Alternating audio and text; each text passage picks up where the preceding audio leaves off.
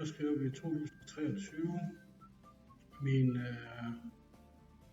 plan for i år, det er faktisk, at jeg kører i campingvogn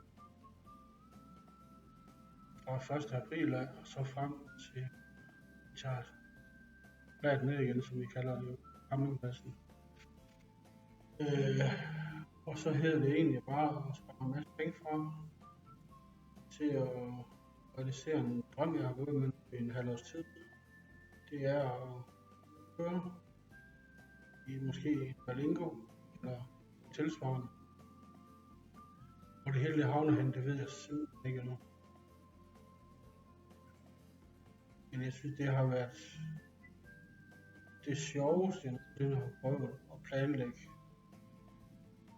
Jeg siger, at vinteren plejer egentlig at være lang. Det er ikke kommet i gang med år. Men i år synes jeg egentlig, det går sindssygt stærkt. Og det er nok i forbindelse med, at vi har noget at se frem til. Jeg ser virkelig frem til det halvår ude i campingvognen. Altså jeg bliver muligvis boligløs, eller hjemløs, som man kalder det. Indtil videre i hvert fald, mindre jeg finder ud af noget. Og det bedste af det hele, det er faktisk, at jeg har fået et stort go fra mine børn. Jeg synes, det er et spændende projekt, jeg skal med.